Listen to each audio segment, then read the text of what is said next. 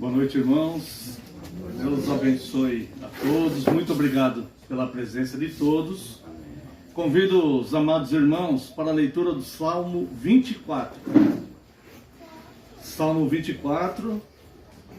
Com esse salmo nós vamos dar início a este nosso culto hoje, um culto de gratidão a Deus por mais um aniversário, da nossa igreja aqui na cidade de Indaiatuba. Então convido os amados irmãos para a leitura e depois estaremos louvando a Deus com o Salmo 24.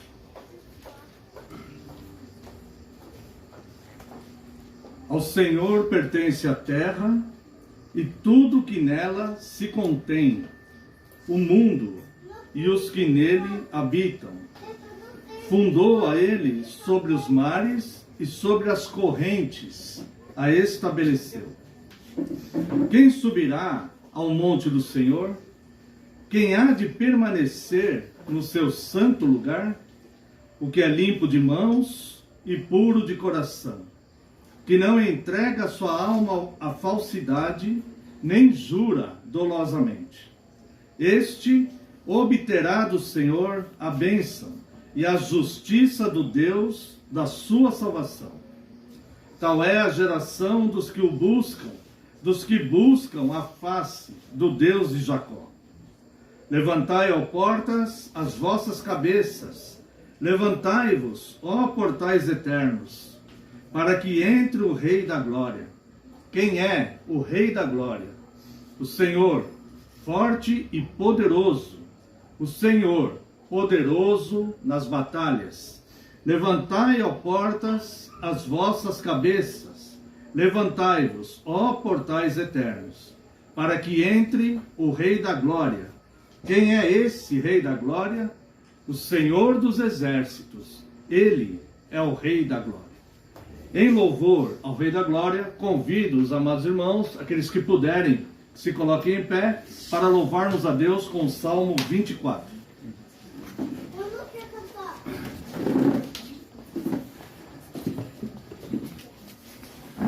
O Senhor é a terra e a sua plenitude, o mundo e todos os habitantes seus. Pois sobre os mares ele a fundamentou, e sobre as correntes estabeleceu. Quem, pois, subirá para o monte do Senhor, ou quem estará no seu santo lugar? Aquele que é limpo de mãos e coração, não ama a vaidade, enganoso não é. Tal homem recebe a bênção do Senhor, justiça do Deus da sua salvação. Tal é a linhagem daqueles que o buscam, que buscam a face do Deus de Jacó. Ergueja, ó portas, as vossas cabeças, portais eternais, levantai-vos ao Rei, a fim de que entre ali o Rei da Glória. Portais eternais, levantai-vos ao Rei. Quem é o Rei da Glória, este Rei tão glorioso, Senhor das batalhas, que é forte em poder?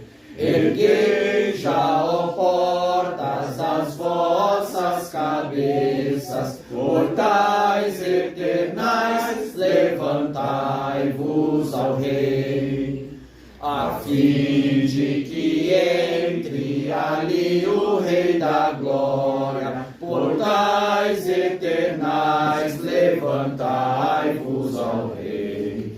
Quem é o Rei da Glória, este Rei tão glorioso? Ele é o Rei da Glória, das hostes ti, Senhor.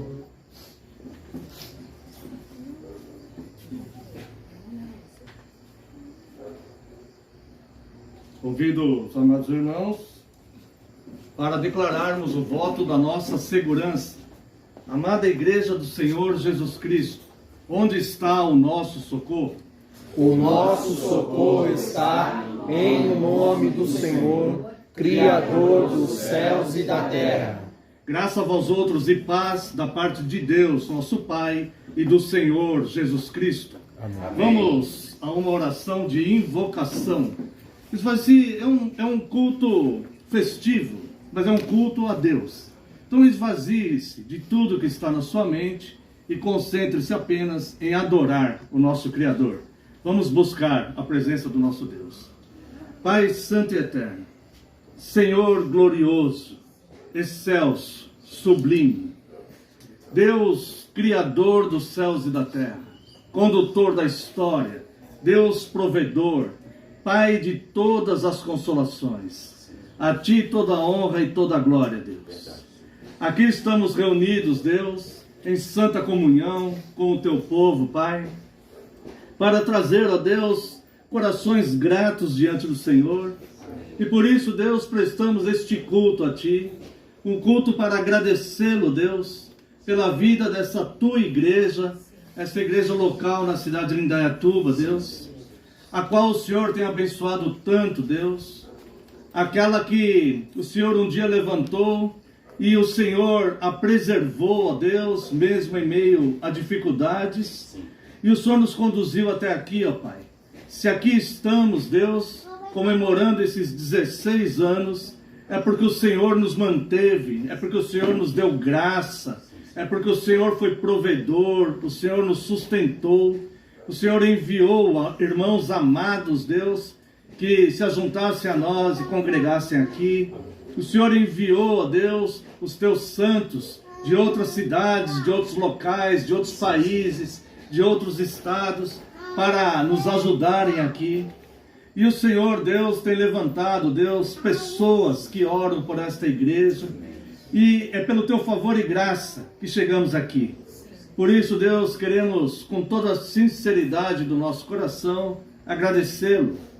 E pedir, Deus, que o Senhor receba este culto, Deus, como um culto verdadeiro, como um culto espiritual. Um culto onde só o Senhor será adorado e homenageado. Somente o Senhor será pregado aqui.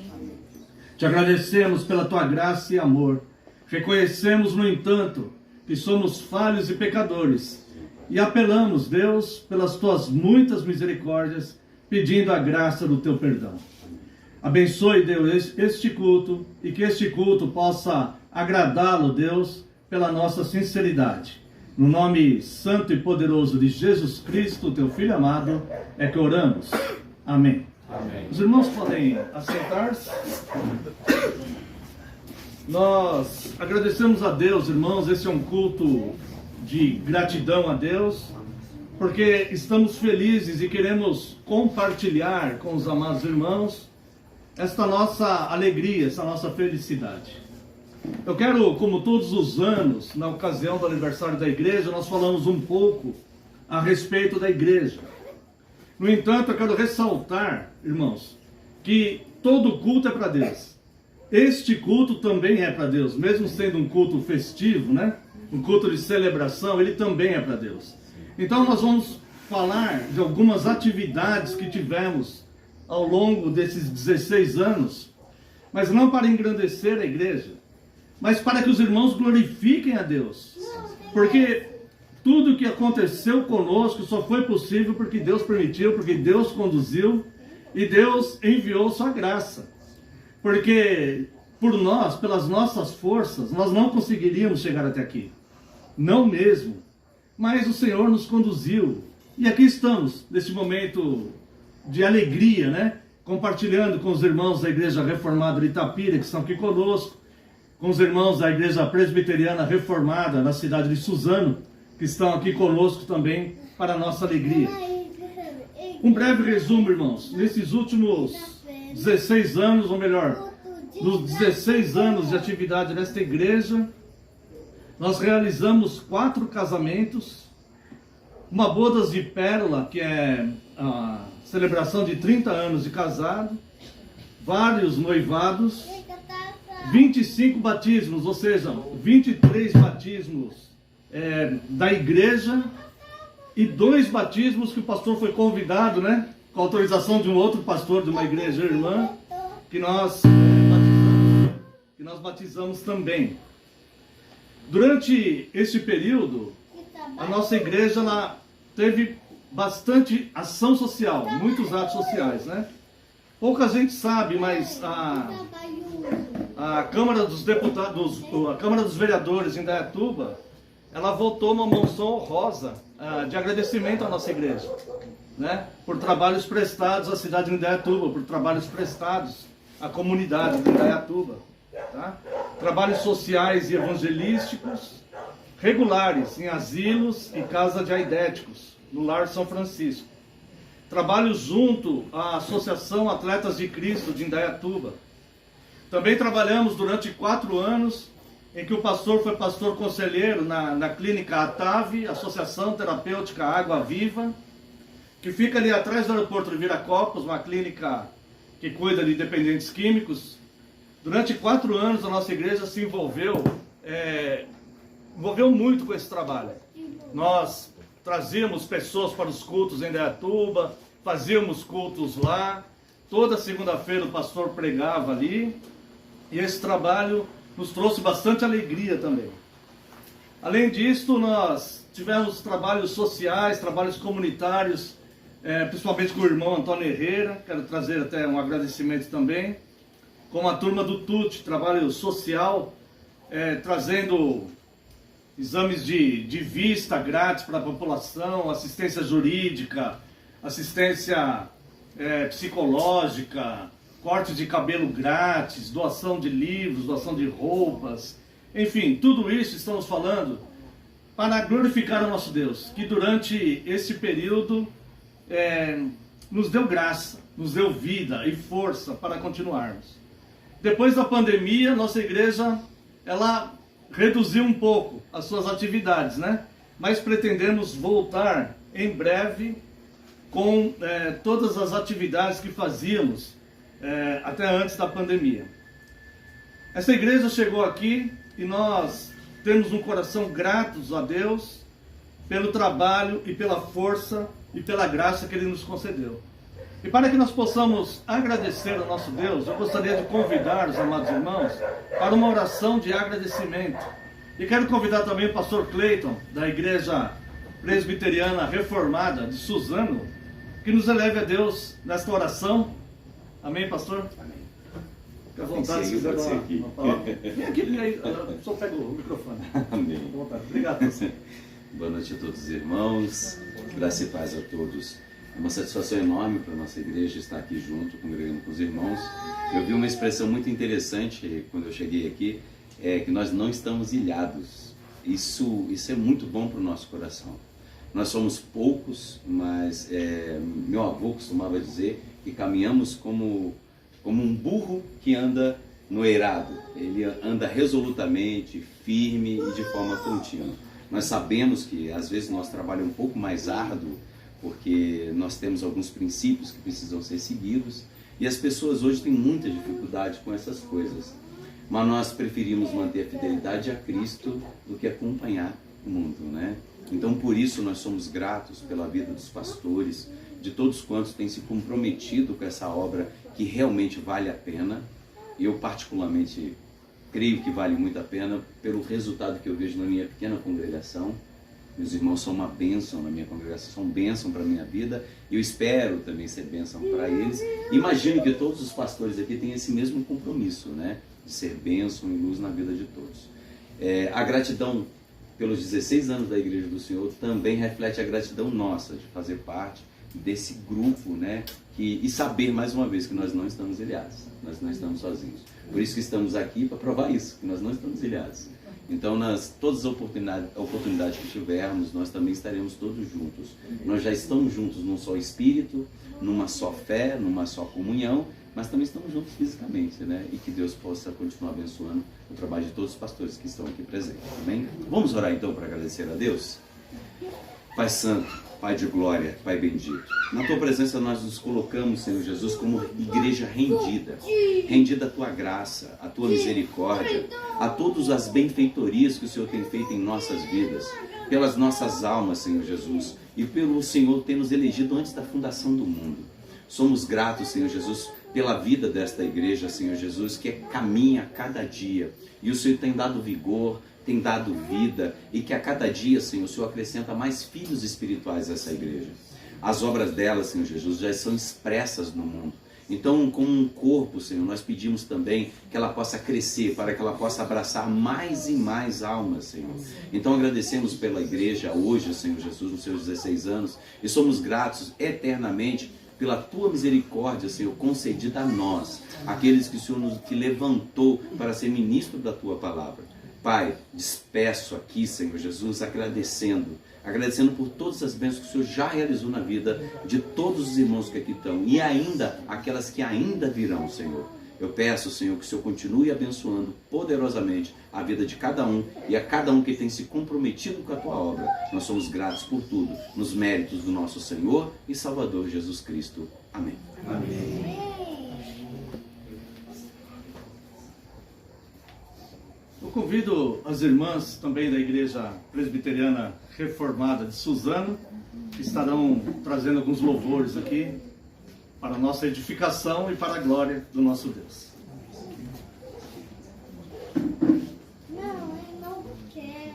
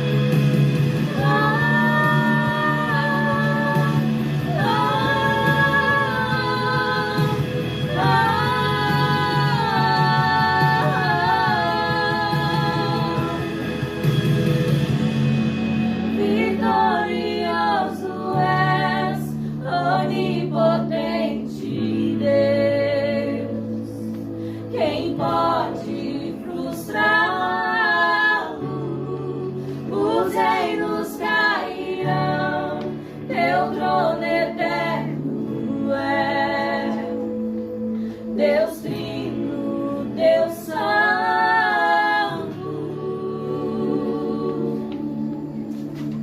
Amém. Glória a Deus, Jesus.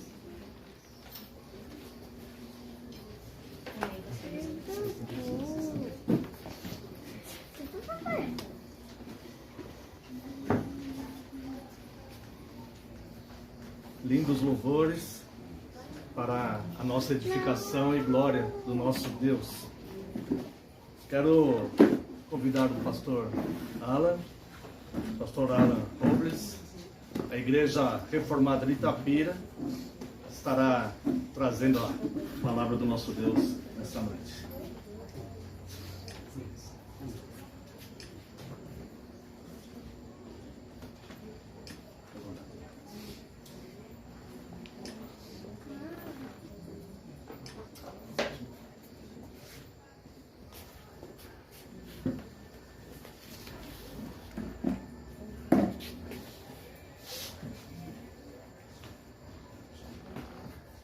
Meus irmãos, vamos abrir a palavra do Senhor no Evangelho de Marcos, capítulo 6.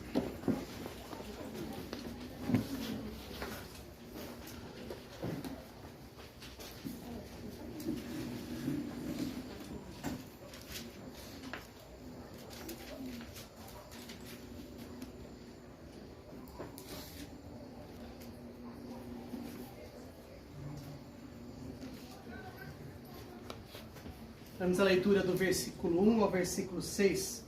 Eu até peço a licença para os irmãos, provavelmente a minha tradução é um pouquinho diferente da dos irmãos. A que utilizamos em Itapira é a NAA, é a nova Almeida atualizada, mas ela está muito próxima da Almeida Revista Atualizada. Então os irmãos não terão grandes dificuldades para acompanhar a leitura.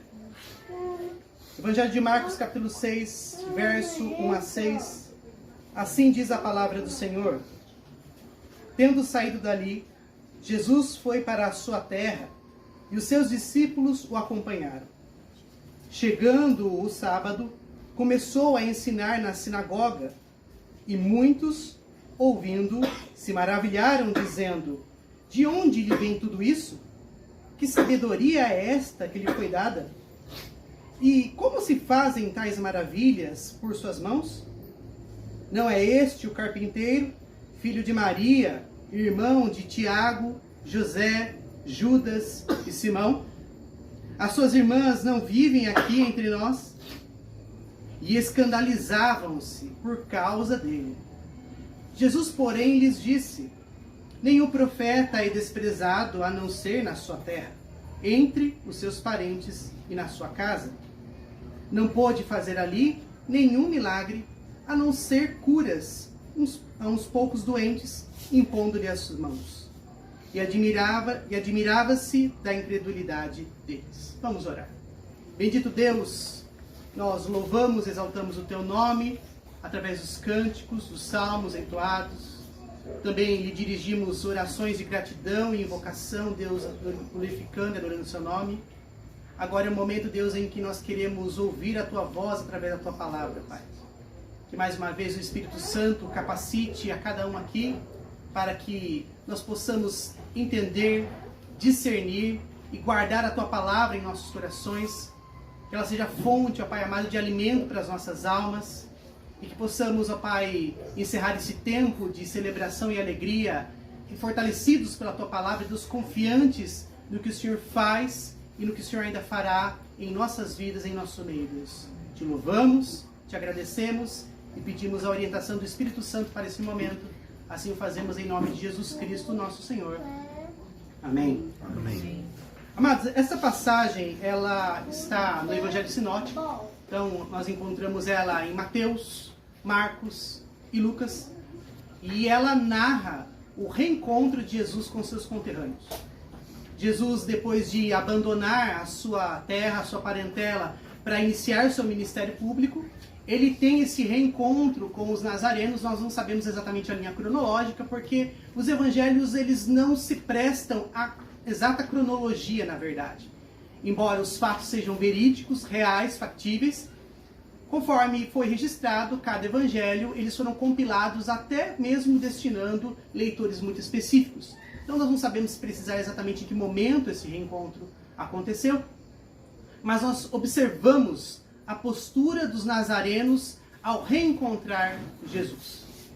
Jesus, ele teve um reencontro um pouco amargo, e eu gostaria de destacar que, embora hoje seja uma noite de celebração, nós precisamos ter em mente o ofício da igreja, a missão da igreja e os impercalços que isso causa a uma igreja que se compromete a ser fiel às Escrituras. É um ministério que eu gostaria de destacar essa noite como o ministério da rejeição, ou o ministério dos rejeitados, aquilo que Jesus sofreu em Nazaré e que também permite à igreja revisitar os passos de Jesus ou vivenciar a mesma experiência que o nosso Senhor teve enquanto esteve aqui conosco. Muitos dos que foram rejeitados ao longo do tempo na história de Israel tiveram um encontro real com Jesus. Mas também é verdade que Jesus foi rejeitado pelo seu povo, por todo o povo judeu. Mas aqui eu quero destacar que essa rejeição ela ganha uma proporção muito maior quando nós paramos para observar o reencontro dele com o povo com que ele cresceu. Jesus nasceu em Belém, mas ele cresceu em Nazaré. Então toda a sua vivência, a sua infância, a sua terra infância, os seus primeiros passos, o aprendizado com o ofício de seu pai José, toda a sua vizinhança, todas as suas amizades de adolescência, até se tornar um homem, antes dele começar o seu ministério público, esteve em Nazaré. Então, esta rejeição que ele sofre em Nazaré, ela tem uma peculiaridade de ser uma rejeição de pessoas próximas a ele, ou que, pelo menos, conheciam Jesus de uma forma muito mais íntima, de uma forma muito mais profunda, com que os judeus, por exemplo, da região do sul, da capital, Jerusalém, conheciam. Jesus era conhecido por sua família, conhecido por sua história, todos eles sabiam perfeitamente, em certo aspecto, em certa medida, quem Jesus era. Então nós podemos refletir essa noite que o ministério de Jesus ele era um ministério de solidão e rejeição, de certa forma. E nós vemos esta rejeição, essa solidão, em alguns momentos do seu ministério, inclusive com pessoas que andaram com ele. Jesus experimentou solidão, por exemplo, quando ele estava sofrendo os seus últimos momentos de liberdade antes de ser preso, e ele convidou os apóstolos, os discípulos que eram mais íntimos a ele, Pedro, Tiago e João, para orarem com ele, e nesse momento Jesus se sentiu só.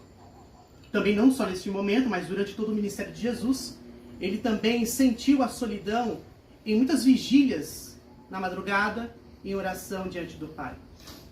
Jesus também sentiu uma densidade muito profunda de solidão quando ele estava na cruz do Calvário. Não só os seus discípulos o abandonaram, mas também ele sentiu o silêncio do Pai enquanto ele sofria até agonizar a sua morte. Jesus sentiu por muitas vezes no seu ministério o que era estar sozinho, o que era estar abandonado, mas a verdade é que Jesus não ensina a respeito do abandono, mas ensina a respeito de uma unidade.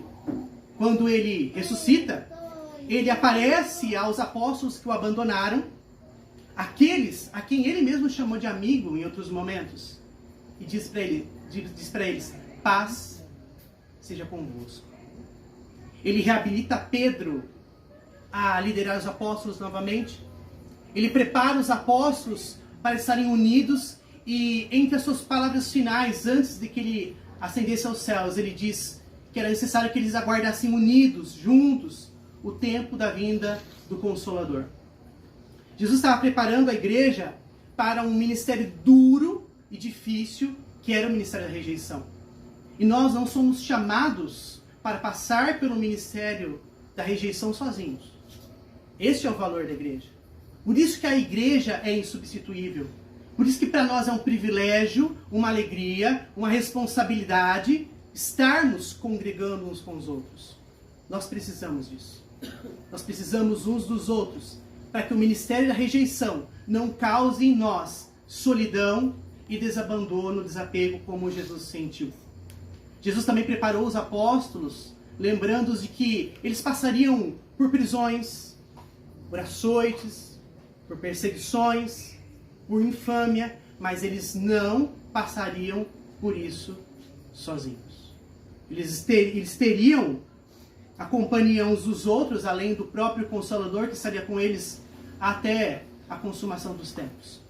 Então, amados, refletir sobre o ministério da igreja, refletir sobre esse ministério de rejeição é importante para nós, porque é um preço que nós pagamos, justamente, como o pastor Cleiton já enfatizou aqui em sua oração, para o nosso compromisso com fidelidade.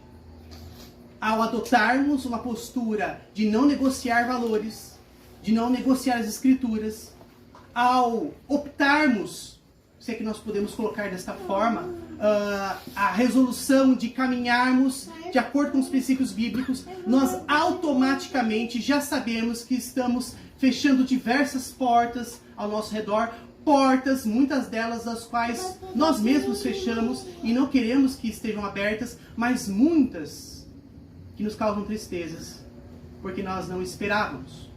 Muitas que nós não gostaríamos que se fechassem, mas que, por consequência do ministério, elas acabam acontecendo ao longo das nossas vidas.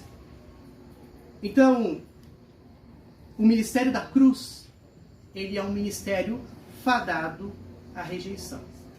Isso é muito importante para nós refletirmos. É impossível que nós nos mantenhamos fiéis e nós possamos angariar, conquistar popularidade, fama, pessoas que nos admiram, pessoas que nos respeitam aleatoriamente.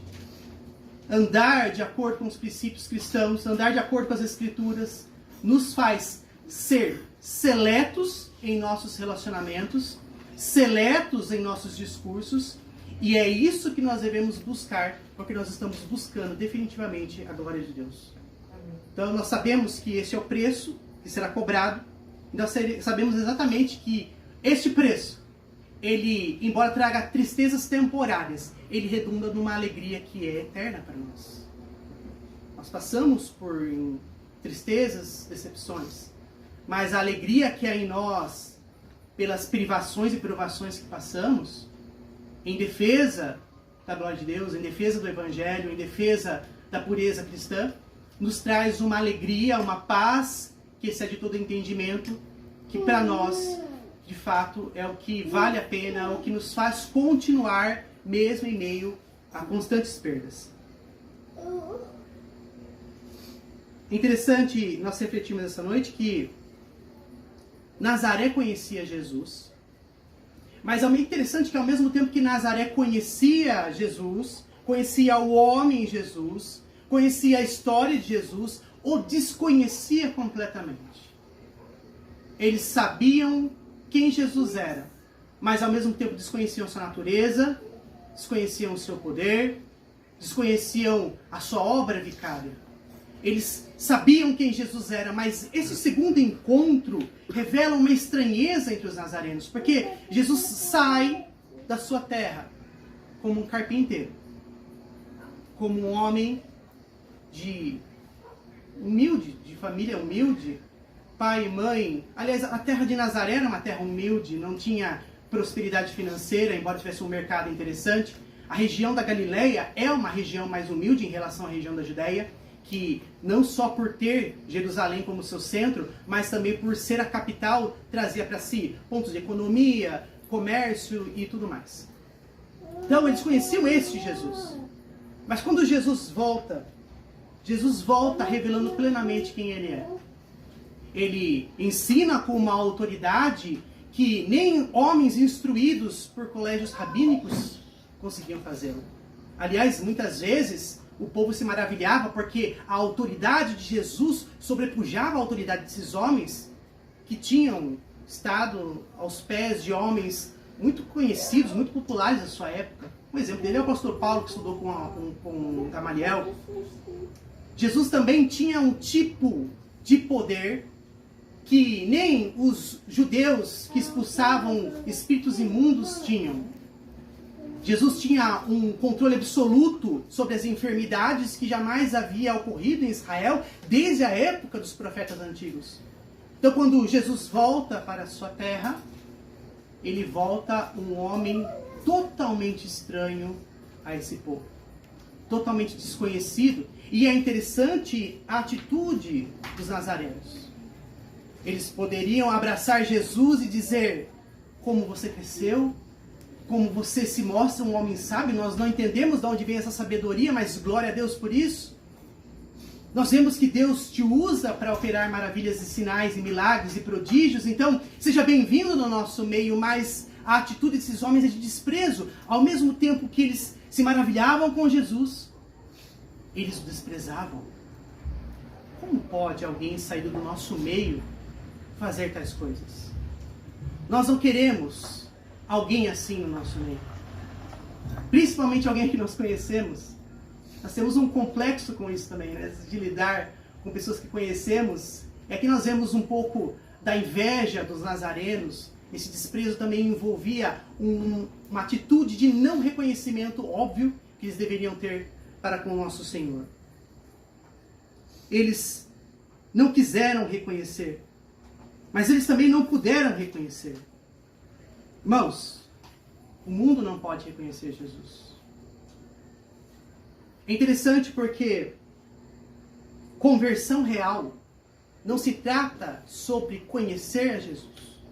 Nós vamos conversar com pessoas, muitas conhecerão muitas passagens das Escrituras, elas terão muitas experiências em igrejas, elas terão muito a nos dizer a respeito de uma sabedoria acerca das Escrituras. Então, conversão não se trata disso, não se trata de conhecer sobre Jesus. Se trata de reconhecer quem Ele é. E isso os nazarenos não puderam fazer. Isso o mundo não pode fazer. Por mais que pessoas sejam adeptas a gostar de Jesus, nós tivemos um movimento há uns 10 anos atrás que colocou o evangelicalismo em alta conta. Pessoas famosas, personalidades públicas se tornaram evangélicas. Então nós tivemos uma onda muito grande de conversões temporárias, para não dizer outra coisa. Pessoas que lotavam igrejas, pessoas que falavam de Jesus, mas com a mesma velocidade com que elas se convertiam, com a mesma velocidade com que elas confessavam a sua fé, elas abandonavam. Elas mostravam que elas conheciam sobre Jesus, mas não reconheciam quem Ele era. Elas tinham um entendimento cognoscível a respeito de Jesus, como os nazarenos tinham. Mas elas não conseguiam entender a natureza do ser de Jesus. E isso é conversão. Descobrir quem Jesus é o que nos torna de fato pessoas comprometidas com a confissão de pecado, com a mudança de vida. Nós não podemos pedir para que Ele transforme o nosso ser se nós não entendermos quem Ele é. Então o mundo não pode reconhecer quem Jesus é. E por isso o mundo o rejeita. Porque o mundo o conhece, mas o mundo não o entende. Então o mundo sistematicamente continuará rejeitando Jesus. Mas é interessante porque eu acabei de dizer que houve um momento em que o evangelicalismo teve uma alta popularidade e ainda ela goza de certo prestígio, mas é o tipo de evangelicalismo não baseado nas Escrituras. Aliás, toda vez que um cristão ousa citar as Escrituras, todas as vezes que uma igreja ousa pregar as Escrituras, ela imediatamente é boicotada, ela sofre perseguição, ela é de alguma maneira prejudicada. Ela pode ser prejudicada a nível social, ela pode ser prejudicada a níveis talvez maiores, governamentais, enfim. A igreja sofre essa resistência. Porque este tipo de Jesus que elas não conhecem, elas rejeitam e elas sempre rejeitarão. Então, a partir do momento que nós optamos por esta fé, e quando eu digo optar, os irmãos entendem perfeitamente o que eu quero dizer com isso, nós optamos por sermos fiéis às Escrituras, nós estamos optando por um ministério de rejeição. Nós estamos conscientes de que nós vamos viver esse tempo de rejeição, e é necessário que assim seja, para que nós sejamos encontrados fiéis pelo nosso Senhor. Jesus, Ele não nos chama para nos tornarmos inimigos de pessoas. Por mais que exista uma rejeição, nós não nos colocamos como opositores de pessoas.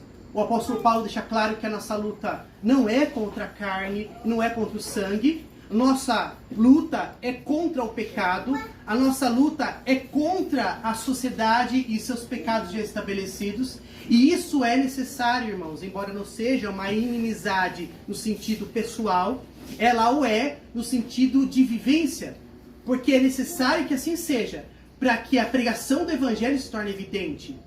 Porque senão, reflitam, como a sociedade reagiria a respeito de uma filosofia que é agradável? Como o Evangelho se colocaria como opositor de diversas filosofias que já existem nesse mundo?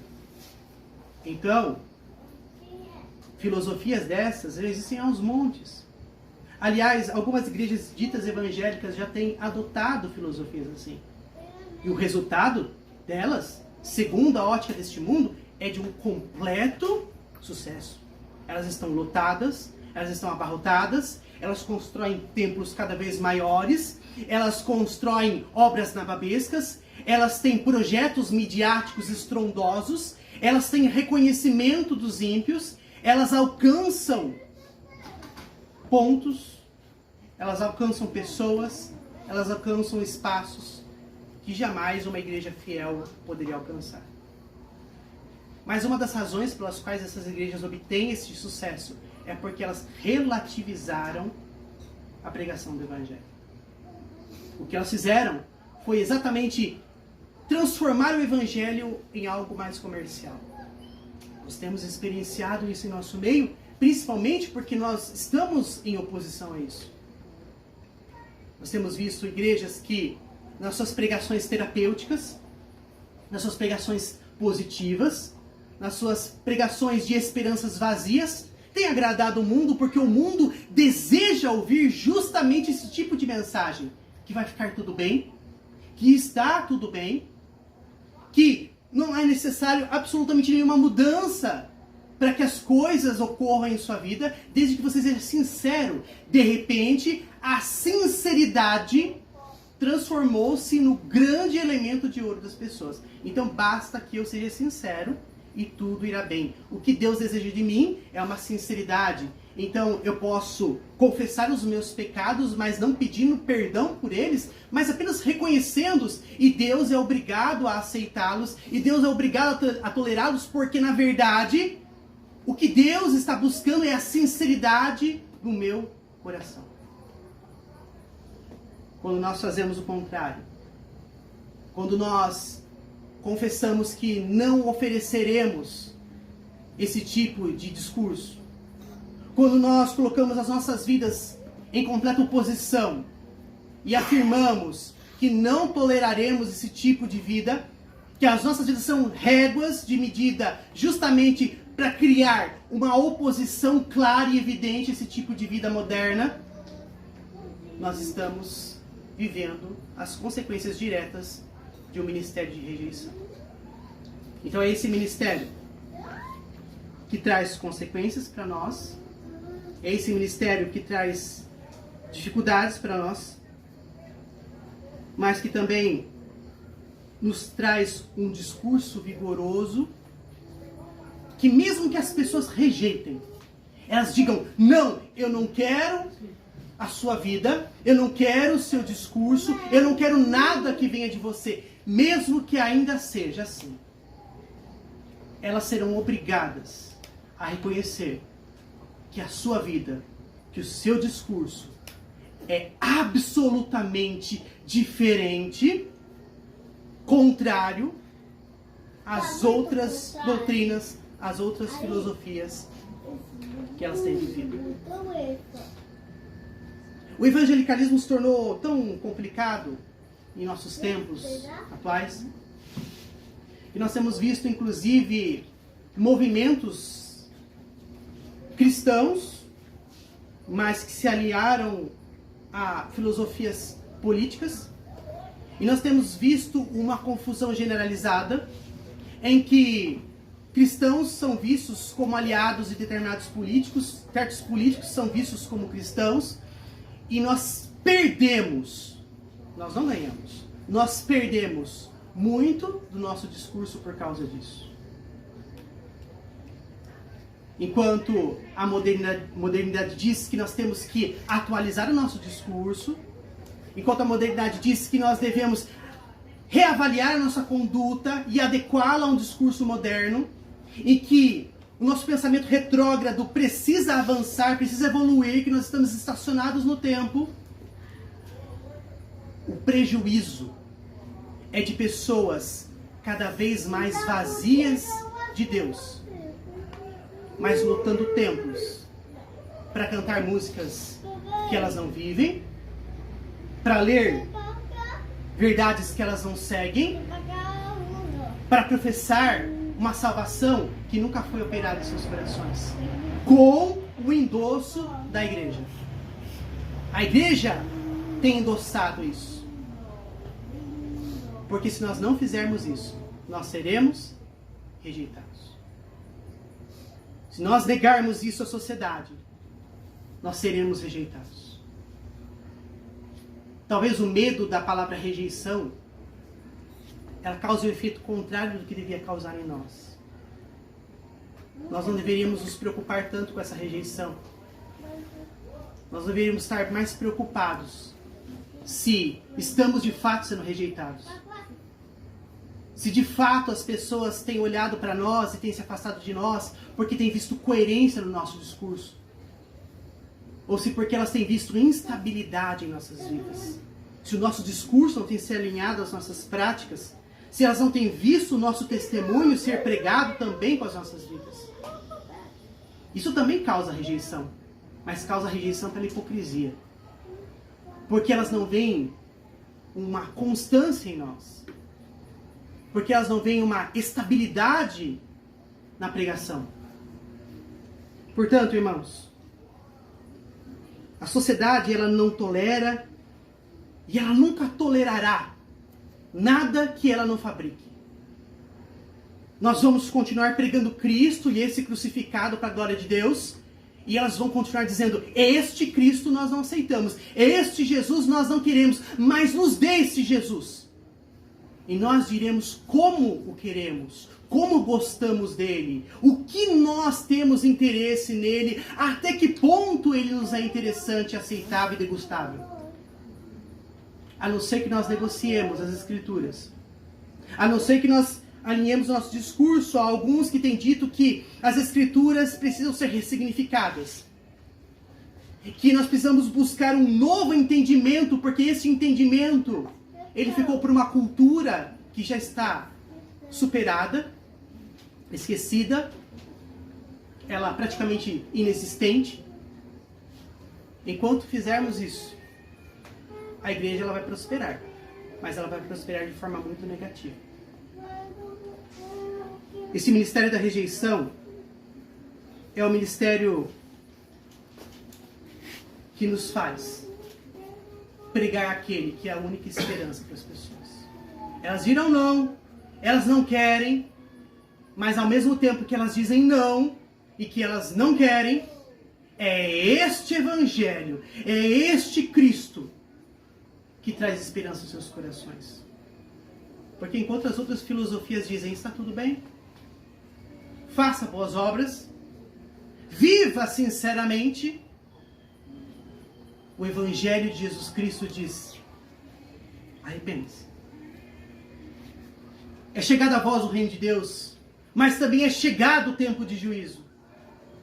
Arrependa-se porque o tempo da volta do Senhor é breve, e ele será como um ladrão da noite, e nós não sabemos o dia e nem a hora, e isso deve causar temor às pessoas. Melhor, isso deve causar pavor a elas. Porque para os que creem, isso é esperança. Nós aguardamos ansiosamente a volta de Jesus. Nós esperamos que não exista nenhuma próxima celebração. Seria maravilhoso estarmos no céu, na Nova Jerusalém, celebrando por toda a eternidade as bodas do Cordeiro. Para nós isso é esperança. Mas os profetas disseram, ai do dia do Senhor. Ai do tempo em que o Senhor virá. Porque será dia de trevas, dia de dores, também dia de angústia. Então, irmãos, ser aceito custa um alto preço. Agora, Jesus pagou um preço muito maior, imensamente maior, para que nós fôssemos rejeitados sistematicamente pelo mundo, mas aceitos pela graça e pelo amor dele. Então, essa rejeição que nós sofremos, ela é boa. Essa tristeza e decepção que nós passamos muitas vezes nessa vida, ela é um sinal positivo e saudável para nós. Quanto menos tapinhas nas costas, quanto menos apertos de mãos nós recebermos, mais sabemos que estamos no mesmo caminho que o nosso Mestre e Senhor esteve. Jesus, por diversas vezes, foi abandonado.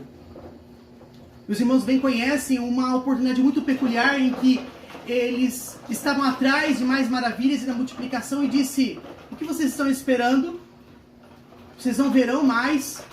Então a multidão vai embora e Jesus se volta para os seus apóstolos e diz: vocês também querem ir embora? Então Pedro tem uma confissão maravilhosa e ele diz: Senhor, para onde iremos nós? Só tu tens as palavras de salvação e de vida eterna. Então este abandono, ele evidencia justamente, amados irmãos, que estamos vivendo a realidade do Evangelho.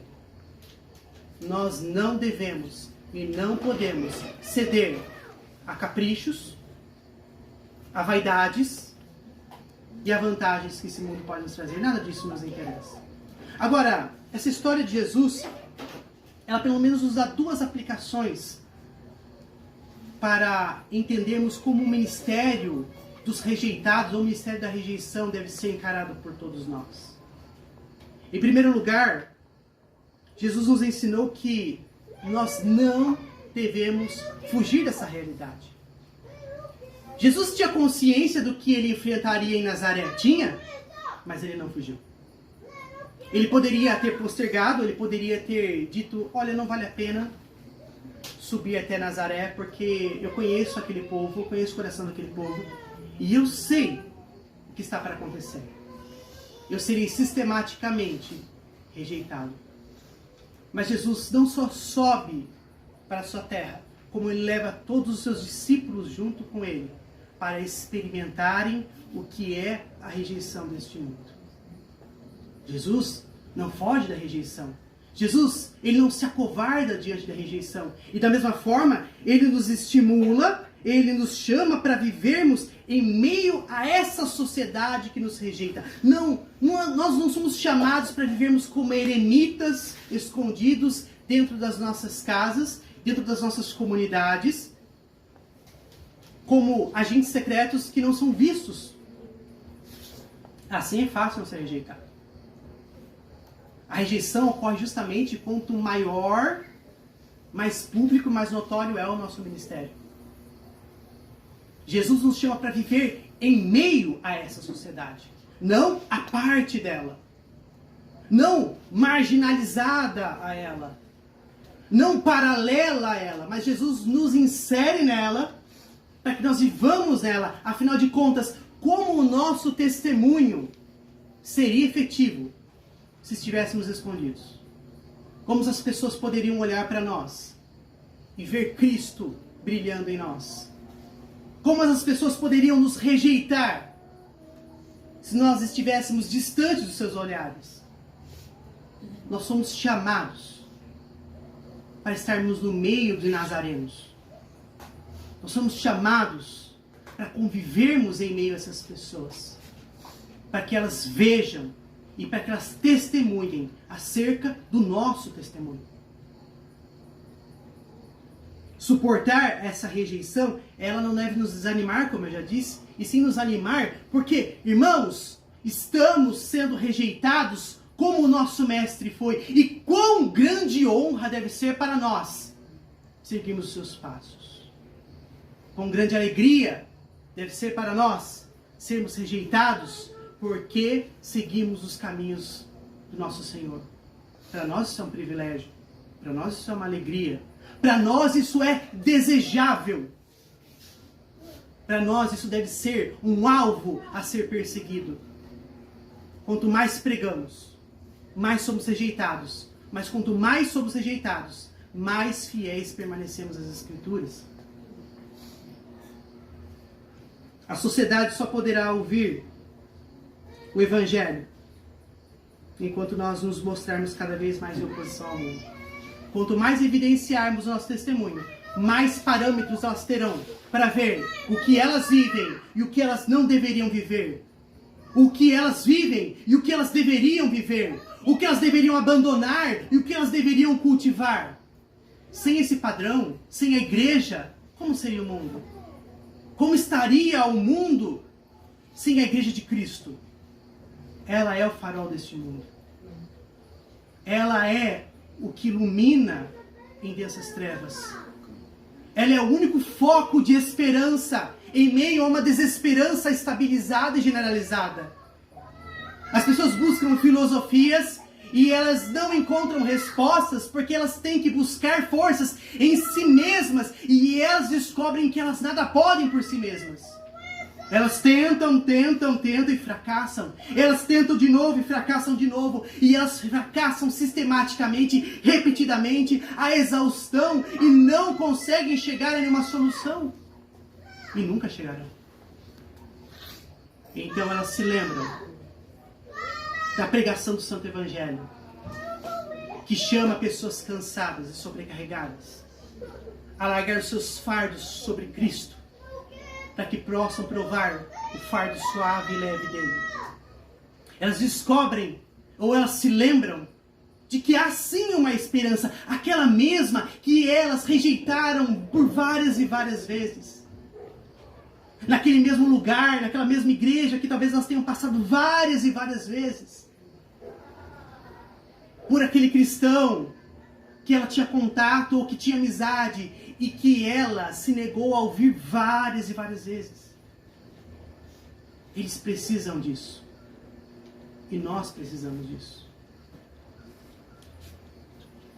Uma segunda aplicação importante para nós é que Jesus nos ensina a pescar em mar revolto. Com tamanha oposição que ele sofreu, amados, talvez ele não só desistisse, mas ele não desistiu. Mas talvez ele pudesse não realizar nenhum milagre, mas ele realizou milagres. Ainda assim, o ministério de Jesus foi breve, mas o ministério de Jesus não foi ineficaz. Ele não foi impedido. A circunstância não era favorável, assim como a sociedade não favorece a igreja. Nunca favorecerá. Ainda assim, mesmo em meio a tormentas, mesmo em meio ao mar revolto, o Senhor nos chama a pescar neste mar. Jesus nos mostra que, mesmo em mares turbulentos, há peixes para serem pescados. Ele chegou até a região de Nazaré. As pessoas o rejeitaram, mas as Escrituras afirmam que ele não realizou sinais a não ser algumas curas. Havia doentes em meio ao mar de sãos naquela região. Em meio a um ambiente de pessoas saudáveis, que se professavam saudáveis e que dizia, aqui não precisamos de um médico. Jesus detectou, encontrou e curou cada um dos enfermos que estavam lá. Então, nós não podemos fugir da nossa responsabilidade. O nosso ministério de rejeitado nos leva a estar num ambiente que, na maioria das vezes, é desfavorável a nós. Agora, é por isso, é porque o reino de Cristo não é deste mundo, que nós devemos continuar pregando a uma esperança que não é deste mundo. Elas devem continuar ouvindo. É necessário que elas ouçam. Muitos, amados, preferirão ser aceitos por Jesus. Muitos dirão sim para Jesus e preferirão ser rejeitados também pelo mundo. Às vezes a pregação do evangelho, o evangelismo, ele é um tanto quanto árduo e duro. E ele nos causa certa tristeza, porque nós estamos compartilhando as boas novas com alegria, falando de uma esperança transformadora, e as pessoas estão dizendo não. Mas há aqueles que estão doentes e sabem que estão doentes. Há aqueles que já tentaram inúmeras curas e não conseguiram. Há aqueles que clamam para serem aceitos por Cristo, que fazem de tudo e farão de tudo para serem rejeitados pelo mundo onde eles estavam vivendo até que o presente momento. Todo mar revolto esconde peixes para serem pescados. Agora, minhocas não pescam tubarões.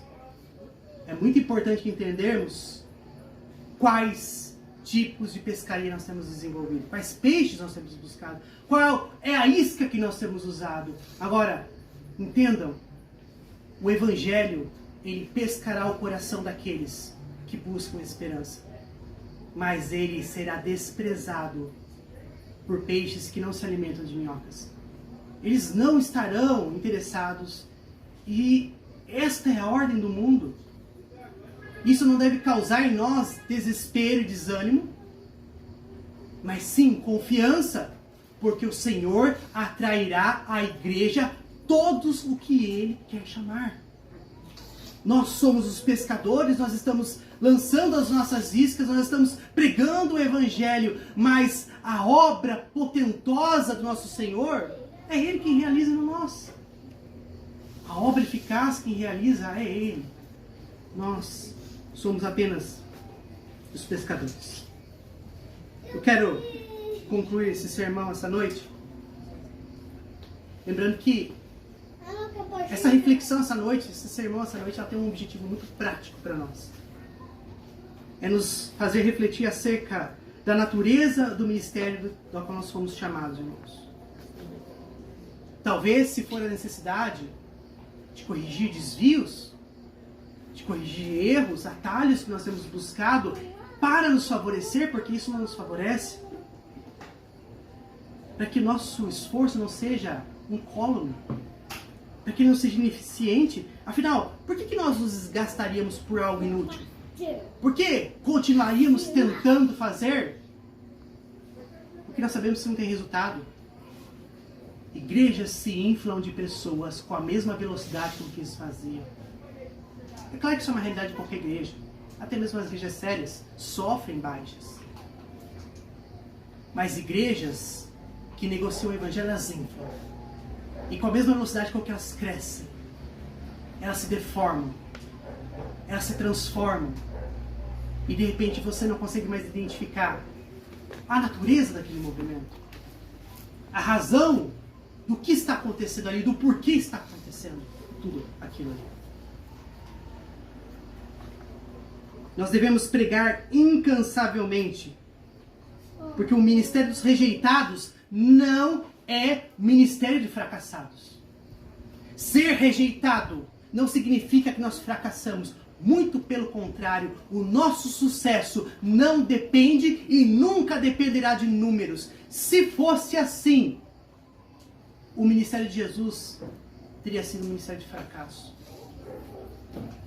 O número de pessoas que abandonaram Jesus é muito maior do número de pessoas que continuaram caminhando com Jesus.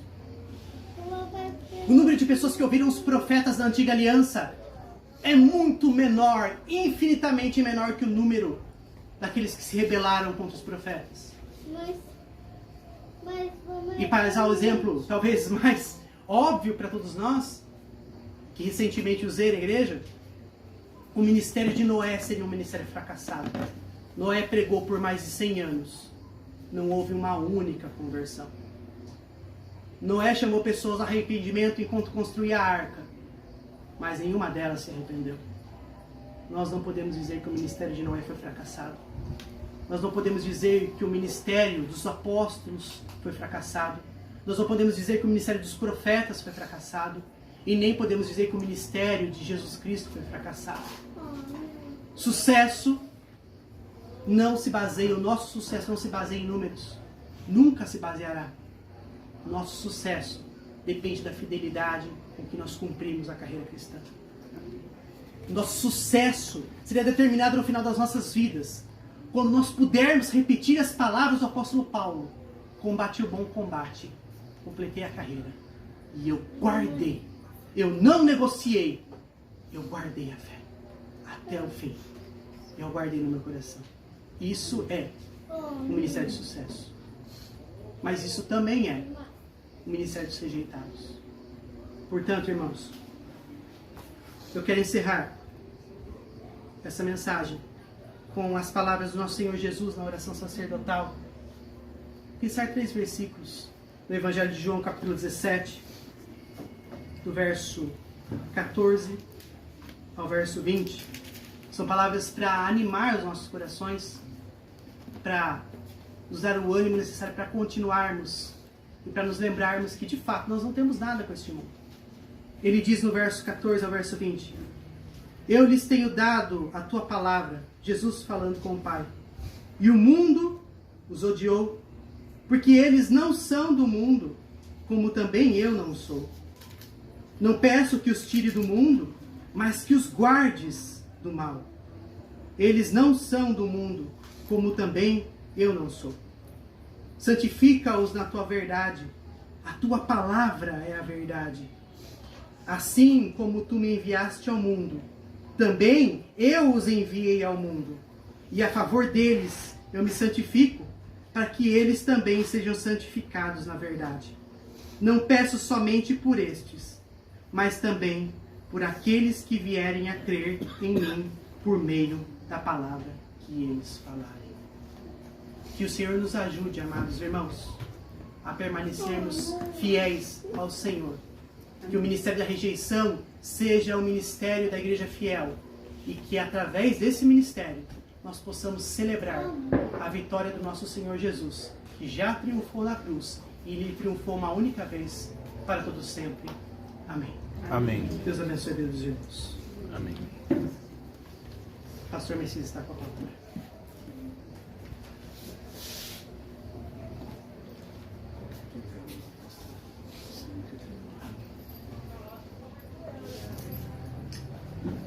Uma palavra que, sem dúvida, revigorou nossa igreja. Acalentou, revigorou o pastor. Deus abençoe, viu, pastor? Deus abençoe ricamente sua vida. Irmãos, aqueles que puderem ficar em pé, convido que fiquem em pé. Vamos louvar a Deus com o Salmo 122, como resposta a esse sermão, né? Alegrei-me quando me disseram, vamos à casa do Senhor. Ministério dos rejeitados.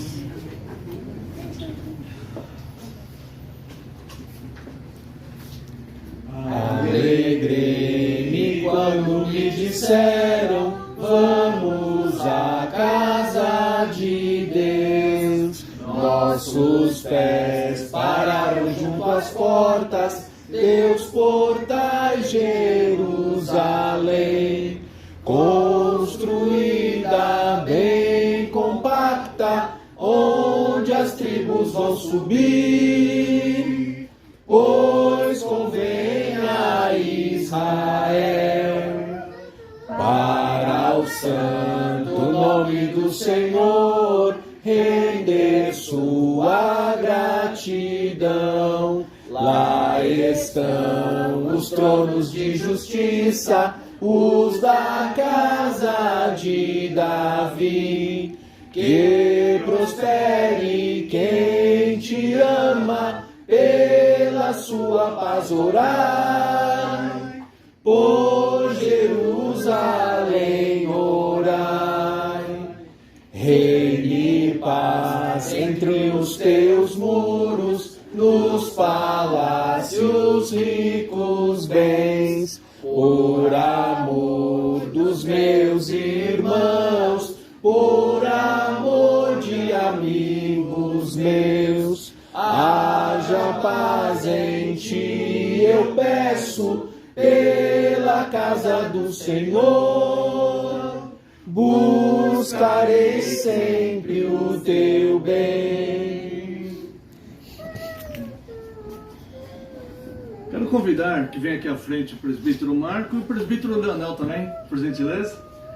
Nós vamos encerrar com 2 orações e após as 2 orações, a bênção, tá bom, irmãos? Vou aproveitar o presbítero Leonel aqui, vou pedir que ele faça uma oração exclusiva para a nossa igreja, tá vendo, pastor? Rejeitado, mas pela exclusividade. E depois o presbítero Marco fará uma oração de encerramento e após a oração do presbítero Marco estarei impetrando a bênção. Presbítero Leonel. Senhor nosso Deus, Pai de infinita graça, de infinita bondade, nós te suplicamos, ó Deus, no nome do seu Filho amado Jesus Cristo, para que o Senhor receba esse culto, ó Deus, como oferta de gratidão por tudo que o Senhor tem proporcionado, ó Deus, nessa igreja aqui na cidade de Indaiatuba. Que essa igreja, ó Deus, seja farol nessa sociedade tão corrompida pelo pecado. Que o Senhor anime, ó Deus, esses seus escolhidos desde a eternidade. Que o Senhor, ó Deus, dê a alegria da tua salvação a eles. Que eles continuem sendo perseverantes na fé, para que através, ó Deus, desses teus filhos, o nome do Senhor seja glorificado. Obrigado por esse tempo maravilhoso de festa, onde o Senhor concedeu, ó Deus, a nós o privilégio de estar aqui, ó Deus, com eles, na alegria do Senhor, para que assim, ó Deus, a cidade de Indaiatuba possa ouvir, ó Deus, o Evangelho da salvação. Obrigado, ó Deus, pelos teus filhos, as filhas, ó Deus, por tudo que ouvimos nesta noite. Que o Senhor, ó Deus, acolha as nossas orações, que o Senhor visite o íntimo do nosso coração. Obrigado, ó Deus, por tudo que o Senhor tem feito e por tudo que ainda vai fazer, ó Deus, na vida dessa igreja. É o que nós pedimos nesta noite, no nome poderoso do nosso Senhor e Salvador Cristo Jesus. Amém. Amém.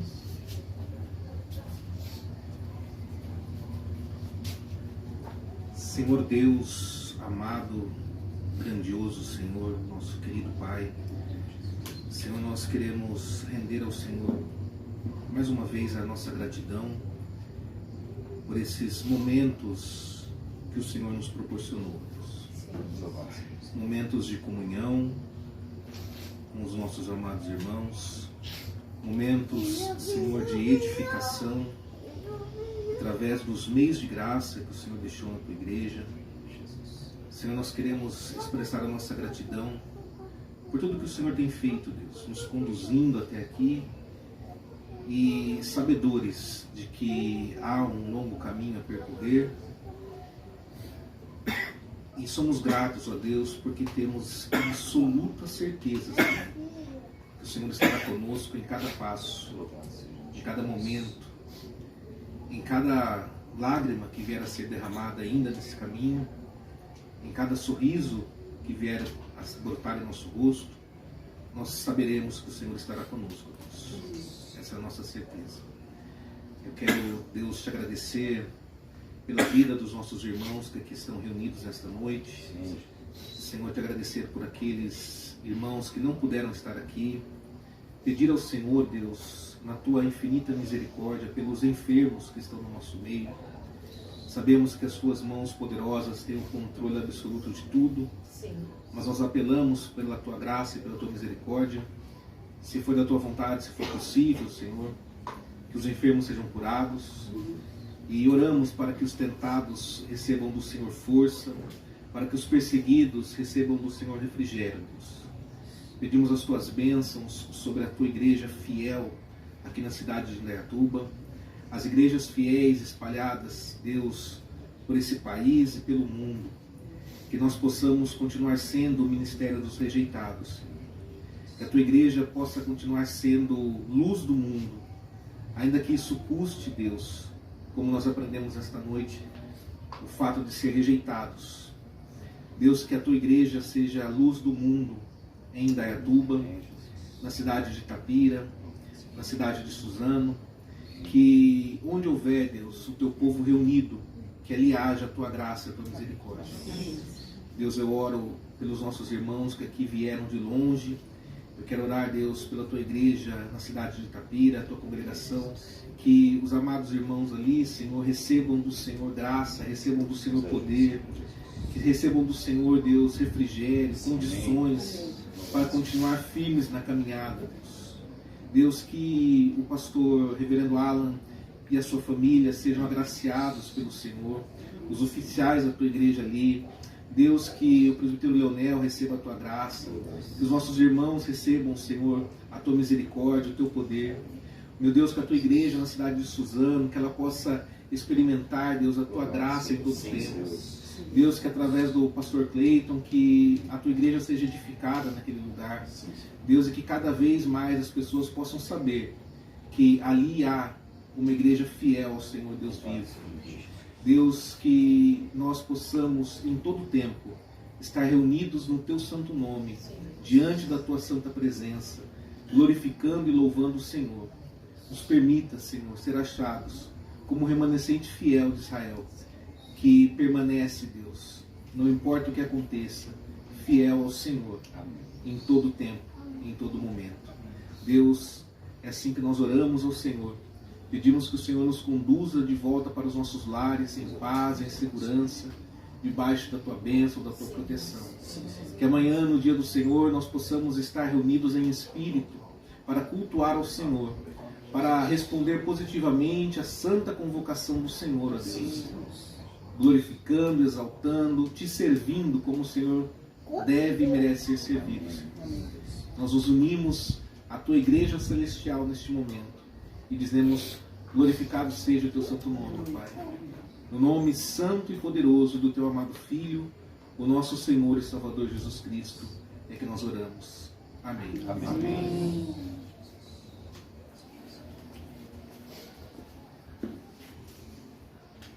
Receba bem, irmãos.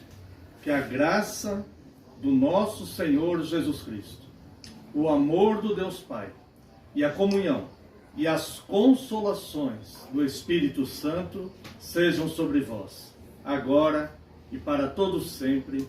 Amém e amém. Agradecemos a todos os presentes. Agora será servido um lanchinho aí e um bolo para comemorarmos o aniversário da igreja. Deus abençoe.